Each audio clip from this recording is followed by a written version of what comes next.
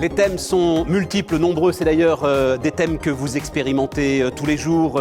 Attractivité des talents, entreprise collaborative, gestion des carrières, gestion des compétences, la quête de sens au cœur de toutes nos démarches. C'est sur l'ensemble de ces thèmes que nous vous donnons rendez-vous le 10 juin à partir de 14 h, 6 tracks thématiques au cours desquels vous verrez vos pairs, vos collègues, l'ensemble de ceux qui sont comme vous au cœur des entreprises, échanger ensemble pour trouver les meilleures solutions.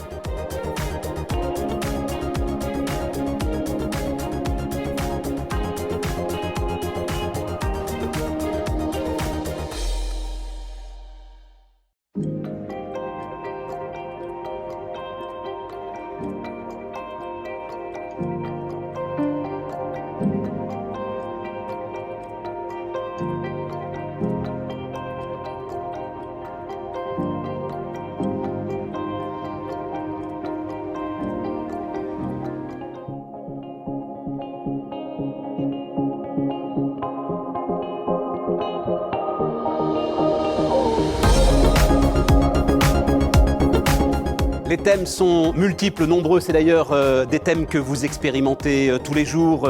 Attractivité des talents, entreprise collaborative, gestion des carrières, gestion des compétences, la quête de sens au cœur de toutes nos démarches. C'est sur l'ensemble de ces thèmes que nous vous donnons rendez-vous le 10 juin à partir de 14 h, 6 tracks thématiques au cours desquels vous verrez vos pairs, vos collègues, l'ensemble de ceux qui sont comme vous au cœur des entreprises, échanger ensemble pour trouver les meilleures solutions.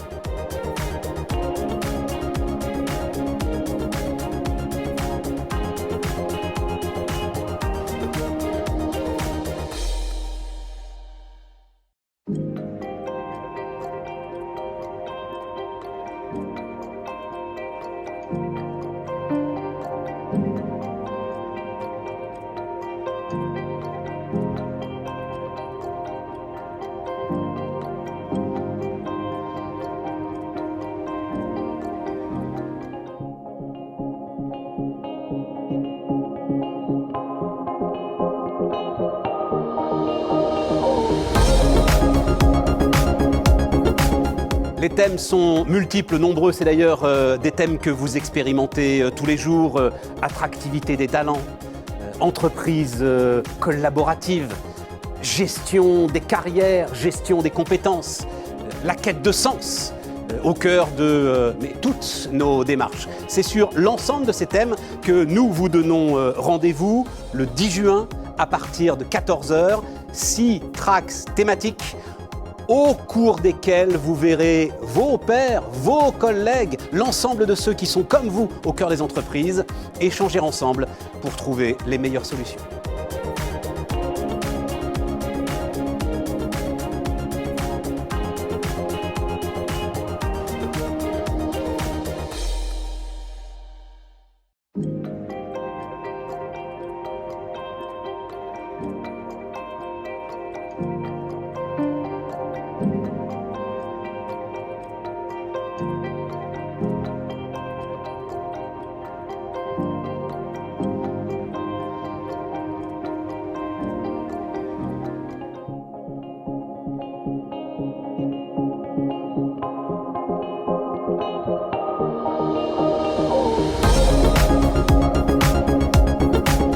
Les thèmes sont multiples, nombreux, c'est d'ailleurs des thèmes que vous expérimentez tous les jours. Attractivité des talents, entreprise collaborative, gestion des carrières, gestion des compétences, la quête de sens au cœur de toutes nos démarches. C'est sur l'ensemble de ces thèmes que nous vous donnons rendez-vous le 10 juin à partir de 14 h, 6 tracks thématiques au cours desquels vous verrez vos pairs, vos collègues, l'ensemble de ceux qui sont comme vous au cœur des entreprises, échanger ensemble pour trouver les meilleures solutions.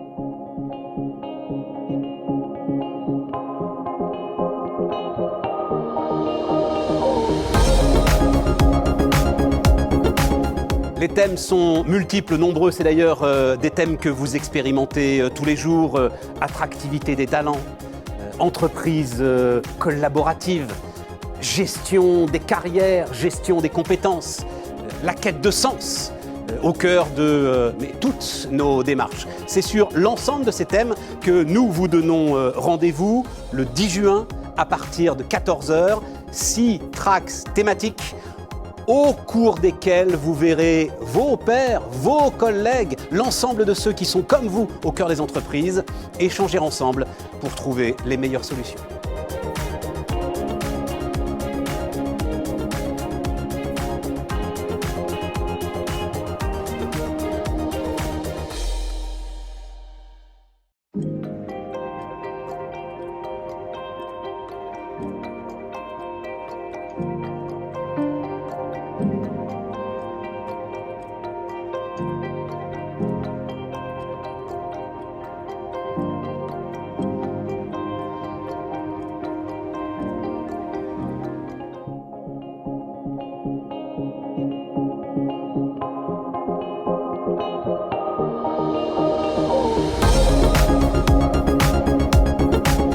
Les thèmes sont multiples, nombreux, c'est d'ailleurs des thèmes que vous expérimentez tous les jours, attractivité des talents, entreprise collaborative, gestion des carrières, gestion des compétences, la quête de sens au cœur de toutes nos démarches. C'est sur l'ensemble de ces thèmes que nous vous donnons rendez-vous le 10 juin à partir de 14 h, 6 tracks thématiques au cours desquels vous verrez vos pairs, vos collègues, l'ensemble de ceux qui sont comme vous au cœur des entreprises, échanger ensemble pour trouver les meilleures solutions.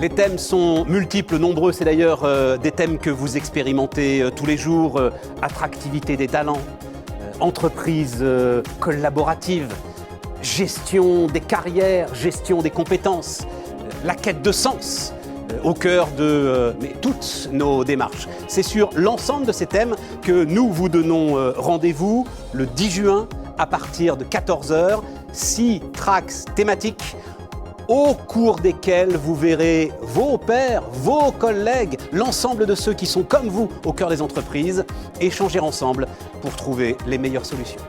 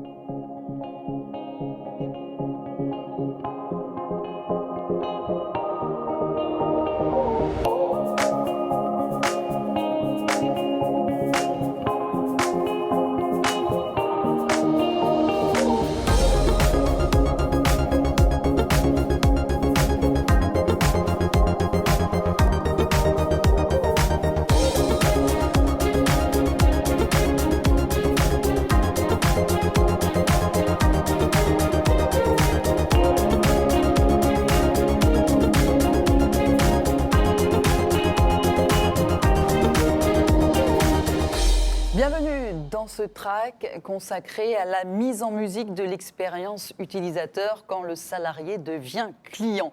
L'expérience collaborateur n'est pas un nouveau concept, loin s'en faut, mais il s'affine aujourd'hui à l'instar des nouvelles exigences des clients. Une reconnaissance accrue qui passe notamment par une transformation du management et des interactions à reconsidérer, plus de personnalisation et des outils digitaux permettant de fluidifier le quotidien. C'est un véritable défi d'orchestration pour la DRH et c'est ce que nous allons voir.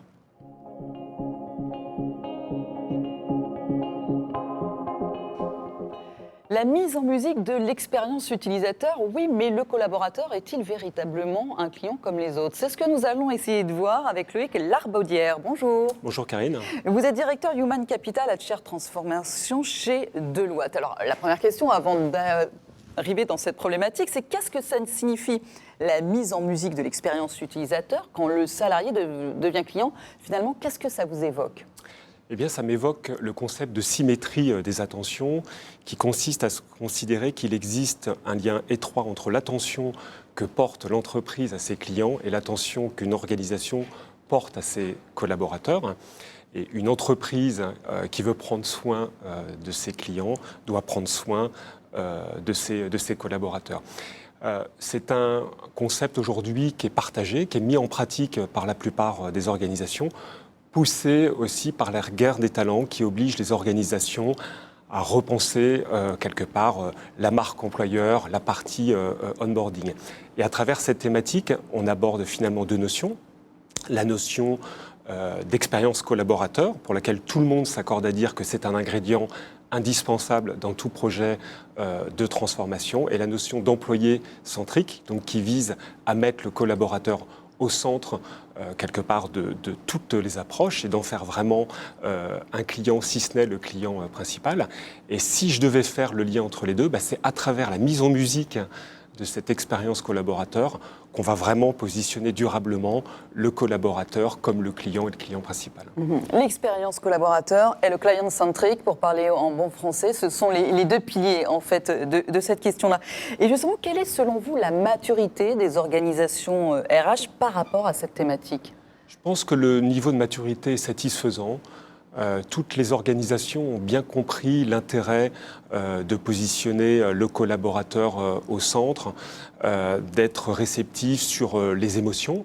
Et aujourd'hui, il y a beaucoup de stratégies RH ou de processus associés qui sont repensés, dans lesquels on implique vraiment fortement les collaborateurs. Le deuxième point, c'est que dans tous les projets, dans toutes les initiatives, la fonction RH considère qu'il faut faire passer quelque part le salarié d'une posture de passager à une posture de conducteur, c'est-à-dire qu'il soit moteur, qu'il soit vraiment force de proposition, parce que ça permet quelque part d'avoir des résultats, une vraie pertinence. Donc je pense que le niveau de maturité, en tous les cas, est important. Je pense aussi, surtout, ces logiques de modalité de travail. Les organisations RH ont beaucoup sondé leurs collaborateurs pour mettre des formes d'organisation quelque part hybrides. Donc vraiment, le niveau de maturité, encore une fois, satisfaisant, poussé aussi par la guerre des talents. Et aujourd'hui, on ne peut pas repenser la stratégie RH sans mettre de l'expérience collaborateur et sans considérer quelque part le collaborateur comme un client très important. Sauf que cette stratégie RH, elle doit être appuyée par le management. Il y a un rôle très important aussi à ce niveau-là. Oui, tout à fait. Il y a une vraie posture managériale et si on s'aperçoit que le niveau de maturité est important, il y a un vrai sujet sur la posture managériale. Parce que quand on met en place ces nouvelles pratiques, l'expérience collaborateur, quelque part, c'est le manager qui est le chef d'orchestre de cette transformation. Et aujourd'hui, on attend que le manager ait une posture de bienveillance, qui soit là tout au long de l'année et plus simplement sur les moments importants comme les évaluations. On attend du manager quelque part qu'il accompagne cette hybridation du travail dans lequel il y a des mix entre présentiel et puis de télétravail et donc qui oblige et qui met la confiance quelque part au cœur du sujet.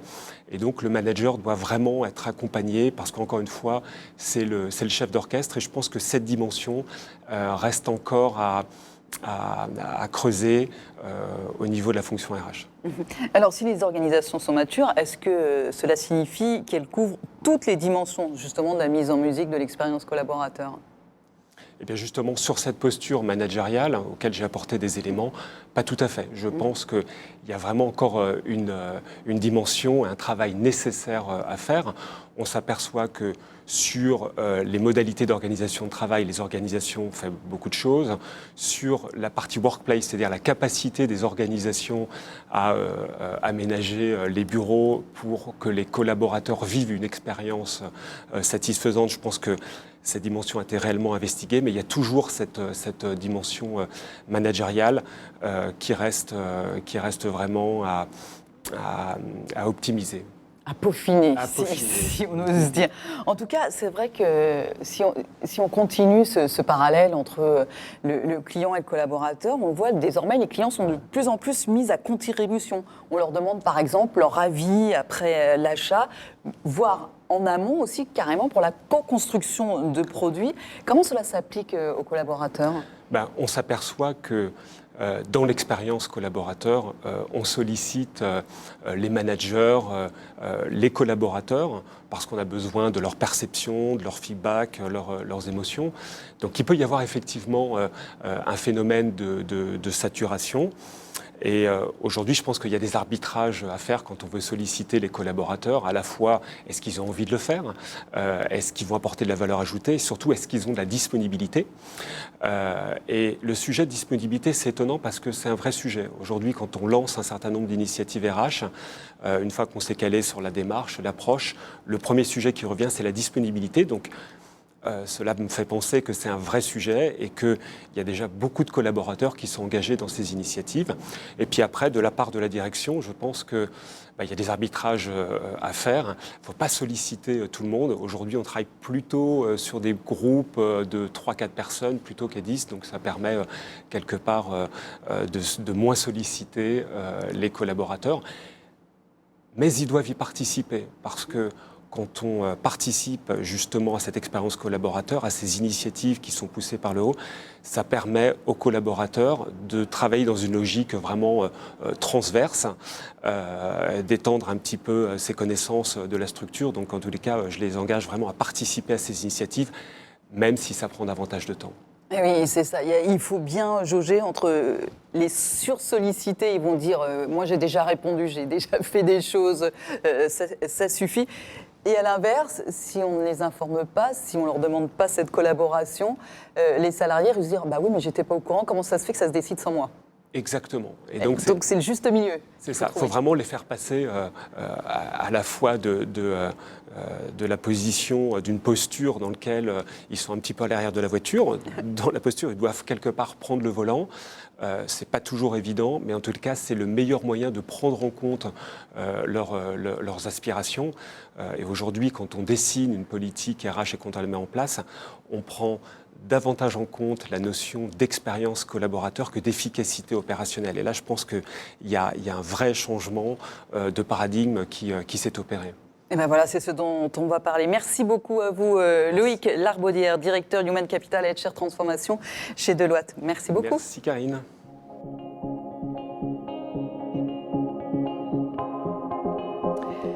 La mise en musique de l'expérience utilisateur, quand le salarié devient client, eh bien, il s'agit de mettre le collaborateur au centre des attentions et de l'organisation. Nous allons voir comment avec Sylvain Le Tourmy. Bonjour. Bonjour. Directeur stratégie solutions RH chez Oracle. On rappelle d'un mot, Oracle. Ouais. Oracle est un éditeur de solutions cloud, particulièrement dans le domaine des ressources humaines, avec 3500 clients dans le monde, 45 millions d'utilisateurs sur une suite qui va depuis la gestion administrative, le recrutement, la gestion des talents, la formation, la révision salariale, l'ensemble en fait des services qu'on peut imaginer pour les ressources humaines. Et ça inclut tout ça. Patrick Plein, bonjour. Bonjour. Vous êtes DRH de Vinci Énergie International et Systèmes. C'est important de le rappeler parce que d'abord vous êtes sur la branche Vinci Énergie. On rappelle d'un mot quand même de quoi il s'agit. Vinci Énergie, c'est un groupe qui œuvre sur plusieurs métiers, les infrastructures d'énergie, l'industrie, le tertiaire, ce qu'on appelle le tertiaire, et les nouvelles technologies de l'information et de la communication. Voilà, et tout ça fait Ce groupe fait de l'ordre de 15 milliards d'euros de chiffre d'affaires et emploie dans le monde 85 000 salariés dans une cinquantaine de pays. Voilà. Et vous, sous votre coupe, si j'ose dire, ou en tout cas dans votre scope, à peu près 22 000 collaborateurs dans une quarantaine de pays, parce que vous êtes spécialisé sur l'international. Alors, rapidement, c'est vrai que quand le salarié devient client, on parle finalement de cette fameuse expérience collaborateur, c'est pas si nouveau que ça, ce concept. Non, en fait, c'est pas si nouveau que ça, parce que si on reprend la définition de l'expérience collaborateur, c'est l'ensemble des interactions ou l'ensemble des expériences qu'on fait vivre à un collaborateur depuis son arrivée dans l'entreprise jusqu'à son départ. Donc en fait, c'est un peu l'ensemble des ressentis des collaborateurs vis-à-vis de sa situation de travail. Et ça, j'allais dire, rien de neuf sur le fond.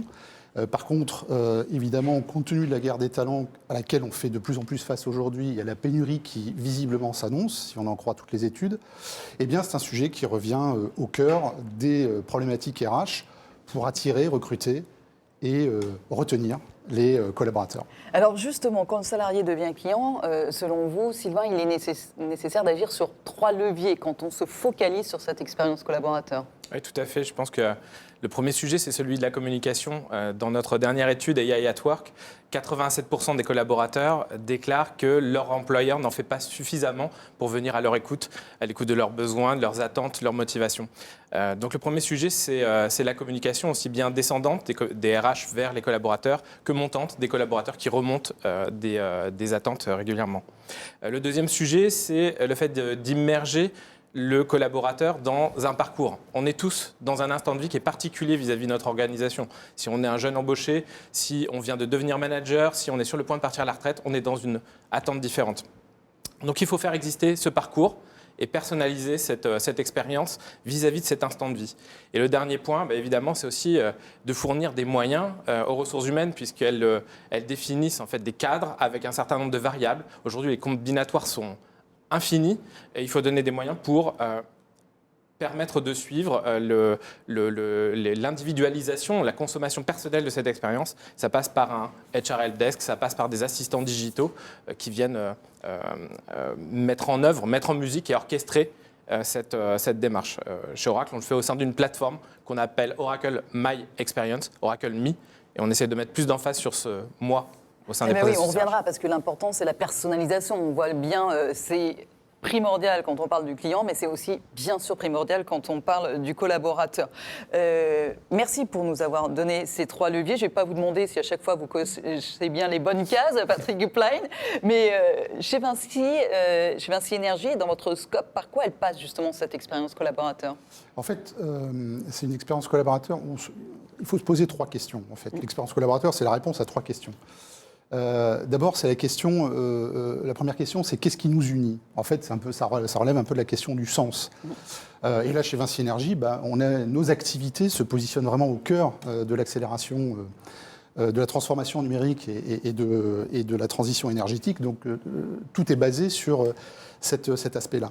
Deuxième question, c'est finalement comment on interagit ensemble. Et c'est la question un peu du management et des valeurs.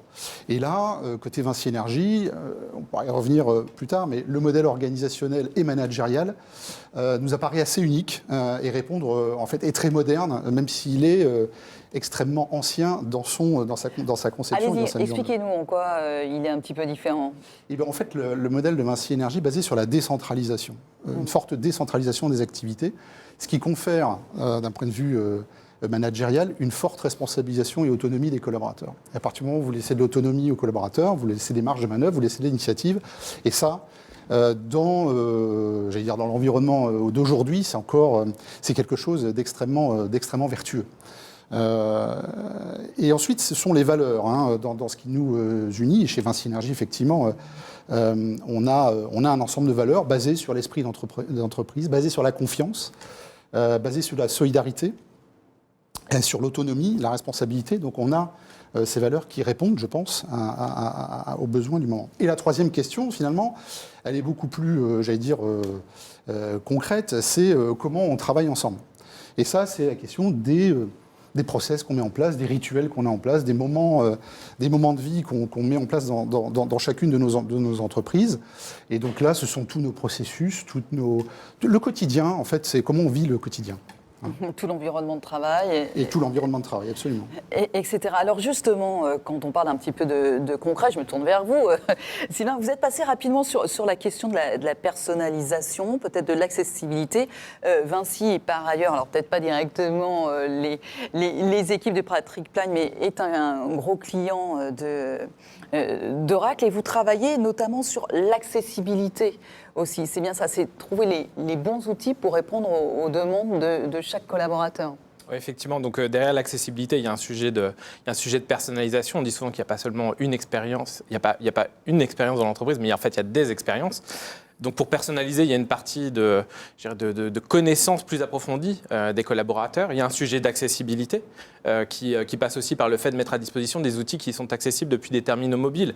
Donc, 100% de ce que l'on met à disposition aujourd'hui par le biais des ressources humaines doit être accessible pour des collaborateurs qui utilisent leur propre smartphone, qui flashent un QR code, qui se connectent avec une adresse qui est personnelle et qui leur permet d'accéder à l'entièreté des services. Aujourd'hui, tout le monde dans l'organisation attend un accès équitable à tous ces services numériques.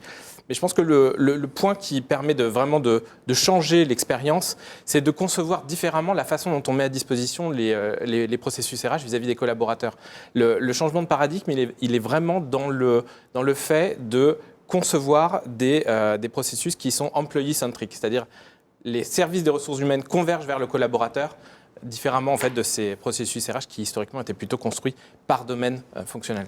Comment on les fait converger, pardon, je me permets un petit peu d'insister, mais comment on les fait converger vers le collaborateur et comment on peut continuer à faire perdurer ce lien un petit peu aux différents moments et besoins des collaborateurs quand on pose un jour de congé, quand on a un congé paternité, etc. Effectivement, ça nécessite de mettre en œuvre un petit peu ce qu'on a imaginé pendant un temps pour les outils de onboarding. On imagine bien dans une période de onboarding, cette séquence où vous êtes pris par la main, pas à pas, avec des étapes où vous pouvez voir une vidéo corporate, où vous pouvez avoir un rendez-vous qui est pris avec un membre de votre équipe, on vous donne votre matériel, etc. Eh bien, finalement, en fait, ce qu'on cherche à faire, c'est de transposer cette expérience-là dans la totalité des expériences que vous avez avec les ressources humaines à n'importe quel moment de votre vie. Concrètement, vous posez un jour de congé, il se trouve que c'est pour du volontariat en entreprise, vous voulez probablement, étape 1, découvrir la politique de volontariat en entreprise de votre organisation, poser votre jour de congé, et on vous rappelle que ça serait une bonne idée de communiquer sur les réseaux sociaux. Donc c'est ça, en fait, l'inclusion de l'instant RH dans le moment de vie du collaborateur. Comme les happy shopping qui s'inscrivent dans le quotidien des clients régulièrement. Patrick Plagn, chez Vinci Énergie, concrètement, quel service, outil, process vous avez mis en place pour améliorer cette expérience collaborateur ? Alors, c'est un peu difficile de répondre à cette question parce qu'en fait, une fois encore, comme on est très décentralisé, il n'y a pas de modèle unique. Mais il y a des bonnes pratiques et des bonnes idées. Il y a des bonnes pratiques, il y a quand même des principes généraux. Et une fois encore, quand on parle d'expérience collaborateur, il n'y a rien de révolutionnaire. Je vais donner quelques exemples, mais l'idée, c'est vraiment effectivement de porter attention à ces moments clés de l'entreprise, du recrutement jusqu'au départ. Par exemple, en matière de recrutement, on a depuis des années une opération de recrutement de stagiaires de fin d'études qui s'appelle le Young Talents Day, qu'on a pour le coup aussi beaucoup digitalisé en raison de la crise sanitaire, mais qui est une opération où on essaye d'amener une expérience de candidats et aux candidats pour qu'ils intègrent le groupe Vinci Énergie dans le cadre d'un stage de fin d'études. Stage de fin d'études qui, s'il se passe bien, se conclut par une embauche. Et c'est 2 jours d'expérience, de rencontres avec des dirigeants, avec des tables rondes, avec des pairs, enfin voilà, sur les métiers, sur le groupe, etc. Un autre exemple qui est dans le onboarding, là on a une myriade d'exemples, mais je voulais citer celui-là qui est sur lorsque ce sont des recrutements de chefs d'entreprise ou de niveau directeur. La phase de onboarding, c'est pas 2 jours, c'est plusieurs mois. On rencontre l'ensemble des membres d'un comité de direction, par exemple. On rencontre toutes les personnes qu'il est intéressant à savoir pour constituer son réseau interne. On participe à des programmes de formation, ce qu'on appelle nous les formations fondamentales, qui, j'allais dire, permettent de mieux appréhender la culture Vinci Énergie et son fonctionnement. Et donc, effectivement, c'est un processus qui est pas simplement hello, bonjour, faites le e-learning de bienvenue, c'est un processus qui dure plusieurs mois. Et d'ailleurs, le dernier dans mon périmètre qui a été recruté a été très surpris, agréablement, d'avoir eu toute une dizaine d'entretiens avec des membres du comité de direction, avec tout un chacun pour, justement, ça lui a permis de mieux appréhender la complexité du groupe. Un autre exemple dans nos process, là, rien de révolutionnaire, une fois encore, parce qu'évidemment, on a des process d'entretien de management annuel, on a des process de people review, etc. etc. Donc c'est, bien sûr, et tous les groupes et toutes les entreprises ont ces outils, mais c'est dans la manière de les mettre en œuvre qui va permettre, j'allais dire, de bonifier ou d'améliorer l'expérience collaborateur. Et dernier aspect peut-être sur les technologies, parce que c'est aussi beaucoup ça. Alors évidemment, on a eu des processus de digitalisation, et là on a des outils un peu communs tout de même, de digitalisation de nos process RH, de nos pratiques RH. Mais je voulais citer l'exemple du confinement. C'est là qu'on voit que la technologie a eu son importance. Parce que finalement, pendant le confinement, j'allais presque dire, c'est pas tout à fait vrai, mais on a presque pu travailler normalement. Et grâce aux technologies et installations. Et donc, en termes d'expérience, on n'était pas bloqué par des réseaux qui ne fonctionnaient pas, etc., etc. Donc ça, c'est dans la manière de mettre en œuvre. Et une fois encore, pour conclure, je pense que c'est notre modèle organisationnel basé sur 1800 entreprises décentralisées, et donc permettant des interrelations beaucoup plus fortes, et sur le modèle managérial basé sur l'autonomie et la confiance qui, je pense, fait la différence. En même temps, vous nous avez expliqué, on voit que tout n'est pas forcément digital. L'appli et l'outil digital ne suffit pas, c'est ce que vous nous expliquez tous les deux. Ça permet d'appuyer aussi une organisation importante. Je le cite très rapidement parce que je voudrais terminer avec Sylvain. Le client, c'est aussi considérer le collaborateur comme un client, c'est aussi lui apporter du service, et ça passe aussi par des choses très concrètes chez vous, puisque au siège, je crois, vous avez mis notamment des télécabines de consultation médicale, un opticien qui vient tous les mardis, et ça fait partie aussi du fait de considérer le collaborateur comme un client. Et finalement, pour vous, la finalité, Sylvain, c'est plutôt que de rendre le collaborateur client, c'est carrément d'en faire un fan de l'entreprise. Pourquoi pas. Non, je suis complètement d'accord avec le fait qu'il n'y a pas que des sujets autour des outils qu'on met en place. Il y a aussi les choix de cœur. Aujourd'hui, dans la dernière étude qu'on a réalisée, 46% des collaborateurs déclarent qu'ils seraient prêts à privilégier une entreprise qui est alignée avec leur motivation personnelle plutôt qu'un avantage financier. Donc on sent qu'il y a un poids de plus en plus important sur ce sujet-là. Et il y a un autre sujet que j'observe depuis quelques temps. On est sponsor de Formule 1. On accompagne la communauté des fans de Formule 1. Et il y a tout un dispositif pour reconnaître les contributions des fans, comment est-ce qu'ils vont recruter d'autres fans et en quoi ça va leur permettre d'accéder, par exemple, à une casquette dédicacée d'un champion de Formule 1. Et je n'oublie pas que pendant les dernières années, on s'est de plus en plus inspiré côté RH d'outils qui facilitent la gestion de la relation client. Alors pourquoi pas peut-être demain avoir des outils un petit peu plus avancés en RH qui permettent de valoriser et de reconnaître les contributions des collaborateurs qui sont ambassadeurs de la marque. Et véritablement de vrais fans. Bah oui, pourquoi pas. Un petit peu à l'américaine, hein, quand même. On sent un petit peu cette idée-là. Donc vous préparez les casquettes, Patrick Plein, effectivement. Vous, c'est les casques de chantier souvent. Merci beaucoup, en tout cas, pour vos témoignages. Sylvain Letourmy, directeur stratégie solutions RH Oracle, et Patrick Plein, DRH de Vinci Énergie International et Systèmes. Merci beaucoup à tous les deux, messieurs.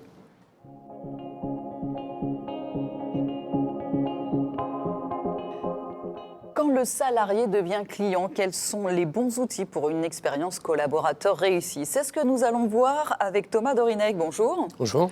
Vous êtes HXM Value Advisor chez SAP SuccessFactors. Est-ce que vous pouvez nous expliquer, pas tant ce que fait SAP, on connaît à peu près tout ce que fait SAP, mais plutôt ce titre là qui vous a été donné. En quoi ça consiste? C'est une très bonne question. C'est un titre, en fait, HXM Value Advisor. Notre rôle est vraiment de s'appuyer sur la valeur qu'on va délivrer aux clients. Et donc, dans mon rôle de HXM Value Advisor, ce que je vais faire, c'est que je vais accompagner nos clients dans l'élaboration de leur stratégie RH, dans la mise en place de leur stratégie RH, et aussi en amont, différents exercices de business case, par exemple, que ce soit RH ou aussi HCRH. Et on va aussi les accompagner dans différentes, je dirais, buy-in, c'est-à-dire différents stakeholders dans l'organisation RH de nos grands clients. Merci pour cette explication. Delphine Isal, bonjour. Bonjour. Digital Learning and HR Innovation Director chez Air France. Air France, c'est à peu près 75 000 salariés. Ceci dit, je peux vous poser aussi la question, que recoupe justement votre titre? Oui, alors 75 000 salariés, c'est pour le groupe Air France KLM. Hein. Oui. Mais effectivement. Oui. Mon titre, moi je suis en charge du digital learning au sein de l'université d'entreprise d'Air France, qui s'appelle Le Campus. Et donc, mon rôle, c'est d'accompagner l'ensemble des salariés d'Air France, mais aussi de KLM, vers de la formation, en leur proposant des outils toujours plus innovants. Alors oui, effectivement, 75 000, c'est Air France plus KLM, mais on le voit, vous allez nous le raconter, que de plus en plus, vous allez avoir des outils en commun. Exactement. Si on prend Air France seulement, c'est combien de collaborateurs? C'est plutôt autour de 45 000. Oui, c'est déjà pas mal. Merci. Alors, qu'est-ce qui va faire le succès d'une bonne expérience collaborateur, selon vous, Thomas? Alors, je dirais qu'il y a trois points qui sont très importants. Le premier, c'est la discipline. C'est-à-dire la discipline avec laquelle on va s'atteler en tant que fonction RH à avoir un focus sur l'expérience employée tout au long du cycle de l'employé, c'est-à-dire du début jusqu'à la fin. Le deuxième point, je dirais, c'est l'adoption. Une expérience collaborateur, si on met des outils en place et qui ne sont pas utilisés par les collaborateurs, je pense que c'est la première frustration des fonctions d'ARH. Rien de pire que d'avoir mis en place pendant des mois et des mois, ou même parfois quelques années, des solutions qui, au final, ont des taux d'adoption de 10-15%. Donc ça, c'est véritablement le deuxième point.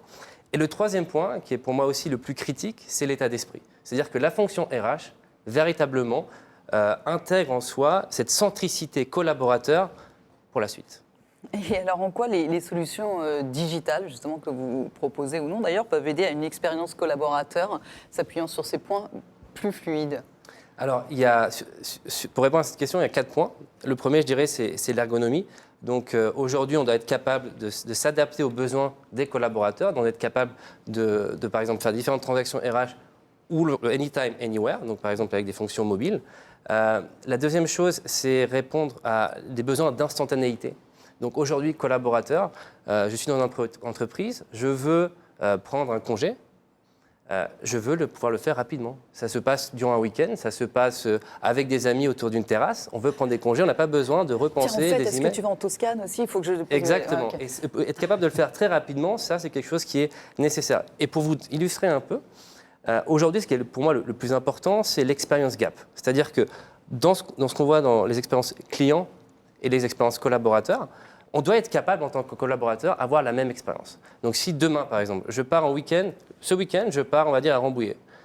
Si je pars à Rambouillet, c'est très rapide pour moi. Je vais sur Airbnb et d'autres applications. En 2 clics, c'est bon, j'ai mon week-end de booké. Mais si demain, la semaine d'après, je pars à Rambouillet en business trip, alors là, c'est toute une autre histoire. Il s'agit d'avoir d'autres applications, il s'agit d'avoir d'autres approbations. Et là, c'est quelque chose qui peut devenir très lent et très frustrant pour le collaborateur. C'est là où l'expérience doit être matchée au plus près, l'expérience client. Je reviens juste, troisième point, donc personnalisation. Je pense qu'on a déjà assez parlé durant les différents tracks. Et le dernier point, c'est le feedback. C'est-à-dire qu'aujourd'hui, quand on est collaborateur, lorsqu'on est dans je dirais, un processus RH, les équipes RH veulent avoir le feedback du collaborateur. On veut avoir le pouls de l'organisation. Comme dans l'expérience client, lorsque je vais dans un magasin, un supermarché, et je vais cliquer sur le smiley qui correspond à mon expérience, c'est la même chose pour la collaborateur. La seule chose, je dirais juste, pour finir sur ce point, c'est trouver le bon équilibre entre un peu et pas trop. Un peu et pas trop. Bien, on va retenir. Tout ça, ça vous parle, Delphine Isal, d'abord par votre poste aujourd'hui, et puis finalement, vous êtes issu de la filière marketing et digital. Et vous avez toujours œuvré avec le client comme référence, donc ces sujets-là, vous les avez en tête. Et c'est ce que vous faites, que vous appliquez depuis 3 ans dans le domaine de la formation chez Air France. Vous avez vraiment une approche learner-centrique. Ça passe par quoi ? Oui, alors c'est vrai que c'est quelque chose qui est un réflexe chez moi. Alors j'essaye de transposer effectivement un petit peu toutes les techniques marketing, et puis Thomas en parlait très bien, de mettre quand on met le client au centre de toutes les réflexions, l'idée c'est de transposer ça au niveau du collaborateur et des salariés, de pouvoir finalement se mettre dans sa peau à chaque étape de son parcours de formation et de l'accompagner au mieux en répondant à ses besoins, de la même manière qu'on peut le faire effectivement pour un client tout au long de son expérience de voyage. Donc, dans le cadre de la transformation de l'entreprise et plus précisément de la transformation de managériale, mais aussi des collaborateurs, je crois que l'objectif, c'est de leur donner de plus en plus d'autonomie. Et donc, l'idée, c'est vraiment de partir de leurs besoins pour y répondre de façon la plus juste possible. Alors, on a mis en place, bien sûr, il y a tout un système de feedback, vous en parliez, d'insight, qui permet au plus près du terrain de savoir ce qui convient ou pas à nos collaborateurs. Mais on prend en compte aussi les besoins business pour faire en sorte aussi que la formation soit véritablement un soutien des enjeux stratégiques de l'entreprise. Et donc, nous avons mis également en place au sein d'Air France un système de roadshow annuel dans lequel, en fait, les équipes formation vont à la rencontre de chaque entité business pour comprendre leurs enjeux et pour définir ensemble un plan de route sur l'année et leur montrer comment la formation les accompagne. Les accompagne au quotidien, parce que c'est bien ça aussi votre idée, c'est, comme le disait Thomas, avec des outils, aujourd'hui les choses se font très facilement, et ce que vous souhaitez, c'est que ce besoin de formation, cette envie de formation devienne un réflexe quotidien. Exactement. C'est vraiment l'ambition. Alors voilà, on parle beaucoup d'organisation apprenante. Je crois que beaucoup d'entreprises essayent d'atteindre cet objectif un petit peu idéal et très ambitieux, parce que c'est pas simple et ça prend du temps. Mais c'est vrai que la formation devienne un réflexe du quotidien, qu'on y réfléchisse pas forcément de façon ponctuelle ou ad hoc, mais effectivement que ce soit quelque chose de naturel. Donc, est-ce que vous me disiez, quand vous allez au plus près des collaborateurs pour savoir de quoi ils ont besoin, au plus près du business, vous me disiez, avant on avait une logique de Netflix, maintenant l'idée c'est autre chose. Oui, alors on n'en est pas complètement revenu parce que c'est important aussi de proposer de la variété et du choix, parce que je crois que la formation, il faut aussi que le collaborateur puisse y trouver aussi du plaisir et de l'intérêt. Donc c'est important d'avoir une offre variée tant en termes de format que de thématiques. Mais c'est vrai que la tendance d'enrichissement de l'offre permanente, aujourd'hui, période aussi post-Covid, on se rend compte que parfois le collaborateur a un petit peu du mal à s'y retrouver. Et donc, nous sommes plutôt dans une démarche de rationalisation, de simplification, de réduction de contenu, pour permettre justement cette expérience utilisateur beaucoup plus fluide et beaucoup plus simple. Et quels outils vous avez mis en place justement pour l'accompagner, pour l'aiguiller très concrètement dans cette recherche de formation ?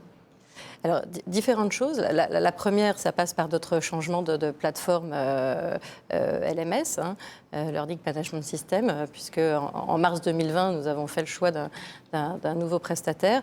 Et surtout, nous avons pensé cette plateforme de façon beaucoup plus customisée, personnalisée. Ce qui fait qu'au quotidien, finalement, chaque collaborateur, quand il arrive sur la homepage de cette plateforme, voit une homepage différente de celle de son collaborateur, parce que il est un individu à part entière avec son poste, ses thématiques préférées, ses formations obligatoires ou réglementaires qu'il a à suivre. Il y a également un espace dédié pour les managers, pour leur permettre eux aussi et bien voilà, d'accompagner et de fédérer leur équipe autour de la formation. Donc c'est vraiment quelque chose qu'on a mis en place. Alors la plateforme existait avant, mais ce côté personnalisation a été amplifié depuis mars 2020. Et l'intérêt de cette plateforme, c'est qu'elle est unique désormais. C'est la référence pour toute l'offre de formation de l'ensemble de l'entreprise. Et c'est le premier outil au sein des ressources humaines qui est commun avec nos collègues de KLM. Donc ça permet aussi pour les managers d'entités joint avec des collaborateurs hollandais et français, eh bien de pouvoir accompagner leur équipe de façon harmonieuse. Donc la personnalisation et en même temps l'idée de pouvoir avoir une proposition désormais pour le groupe dans son entier, effectivement intéressante. À quoi ça sert finalement, Thomas, d'offrir une bonne expérience collaborateur? Quel est l'objectif de tout ça? Peut-être avant de répondre à cette question, Oui. je voulais juste mentionner que l'expérience collaborateur ou l'expérience client, tel le sujet du track aujourd'hui, pour les équipes RH, en fait, le collaborateur a toujours été un client. Donc déjà, c'est quelque chose qu'on... Oui, c'est pas nouveau, sauf Tout à que ça fait. prend de plus en plus d'importance. Tout à fait. Mais oui, voilà, exactement. C'est ce qui prend de plus en plus d'importance.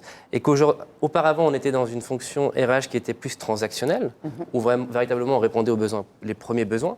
Aujourd'hui, on passe à une fonction RH qui a un peu cette couche de marketing et aussi d'engagement au niveau du collaborateur. Alors, à quoi ça sert l'expérience collaborateur? Tout d'abord, ça doit répondre à des challenges actuels. On parle beaucoup des problèmes d'attrition, la Great Resignation aussi qui va potentiellement arriver en Europe d'ici peu. Et donc, c'est pour répondre à ces nouveaux besoins, mais aussi à ces nouveaux défis, mais aussi aux nouveaux besoins des collaborateurs. Et donc, on revient, je dirais, à nos fondamentaux. Donc, c'est attirer les collaborateurs, c'est fidéliser et engager les collaborateurs. Donc, je dirais véritablement, cette expérience collaborateur, aujourd'hui, une entreprise se doit de doter de cette stratégie pour pouvoir toujours attirer, fidéliser, engager les collaborateurs. Tout à fait. Oui, et stabiliser aussi, oui, tout à fait. Et les effectifs, et du coup, ça passe par des choses assez importantes, ou en tout cas, vous m'aviez parlé, je crois, chez Novartis, ils ont carrément un Learning Experience Officer. Oui. Donc, c'est là où on sent que ça prend beaucoup plus d'importance et que ça devient un sujet en soi. Tout à fait. Et donc, ce qu'on observe, c'est qu'il y a différentes fonctions RH qui sont complètement retransformées avec ce qu'on disait, cette centricité expérience. Et donc, on voit des organisations entières RH avec, dans le titre, Experience Officer. Donc, Learning Experience Officer, Candidate Experience Officer. Et donc, ce sont des nouvelles fonctions qui se mettent en place et qui, justement, découlent de cette centricité collaborateur. Et c'est fascinant à suivre. Parce qu'à ce moment-là, on observe vraiment ces thématiques avec le collaborateur en premier lieu. Et donc, cette façon de penser est complètement différente. Est-ce que vous savez, Delphine, si vous avez ce genre de poste? Complètement. Ouais. D'ailleurs, effectivement, on repense certains intitulés exactement dans la même tendance. Et je crois que le mot expérience est fort et symbolique. On parle d'expérience client. On parle d'expérience de voyage, en tout cas au sein d'Air France. Et là, on parle d'expérience apprenant. Effectivement, dans mes équipes, là, je viens de recruter également un responsable expérience apprenant. Et du coup, il a quel profil? Il vient d'où? Eh bien, justement, c'est intéressant parce que on essaye d'avoir une richesse dans les équipes et on n'est pas forcément. Alors, on a besoin d'expertise au sein du domaine des ressources humaines et de la formation, mais des profils aussi un petit peu différents. Venant du marketing ou du digital, ça vient vraiment compléter et enrichir les équipes. C'est effectivement intéressant. Un dernier mot, Thomas parlait tout à l'heure de feedback. Comment il se fait très concrètement chez Air France dans votre partie qui est la formation? Alors, il y a différents moyens, effectivement, du plus classique, je dirais, du rating avec les petites étoiles à la TripAdvisor. C'est pas le smiley, mais ce sont les étoiles. C'est les petites étoiles, c'est le même principe à la fin de chaque formation, que ce soit aussi du présentiel ou du digital. On envoie également ensuite des questionnaires de satisfaction à chaud, à froid, c'est-à-dire quelque temps après la formation en question. pour essayer justement de mesurer ces retours. Je dirais que ça, c'est un petit peu le dispositif classique de feedback. Mais ce qu'on a aussi voulu mettre en place et aller plus loin dans la personnalisation, parce que quand on a mis ce LMS en place en mars 2020, comme je vous le disais, on s'est dit, voilà, ça nécessite aussi de l'accompagnement dans le changement. Et donc, nous avons souhaité aller plus loin à la manière de ce qu'on a fait. Alors, toute modestie gardée, mais pour les clients, en créant, il y a déjà plus de 10 ans, le social media servicing, c'est-à-dire voilà, un petit peu le customer care ou l'aftercare pour nos clients via les médias sociaux, on a lancé un outil de chat qui permet d'accompagner les salariés, les managers, mais aussi le réseau formation dès qu'ils ont une question ou une difficulté pour trouver un contenu ou en termes d'expérience sur la plateforme. Et donc, ça nous permet, donc c'est un outil qui est ouvert 24 heures sur 24. Il y a des horaires d'ouverture avec des équipes humaines. Donc, on allie vraiment le digital et l'humain pour répondre et accompagner les salariés. Et puis, aux heures de fermeture, un bot automatique. Et ça, au-delà de l'accompagnement, c'est une source extrêmement riche d'enseignement et qui nous permet d'être vraiment connectés aux salariés, à ses attentes et à ses besoins. Et donc, ça vient vraiment enrichir le dispositif plus classique dont je parlais précédemment. Et puis après, effectivement, on n'en parle pas aujourd'hui, mais avec toutes ces informations, qu'est-ce qu'on en fait? Ça nous fait de la data. Et là, on ajuste effectivement les besoins des uns et des autres exactement comme pour l'expérience client. Merci infiniment pour votre témoignage, Delphine Izal, Digital Learning et HR Innovation Directeur chez Air France. Merci beaucoup Thomas Dorenec pour ce décryptage. Vous êtes chez HXM Value Advisor, chez SAP SuccessFactors. Merci beaucoup à tous les deux.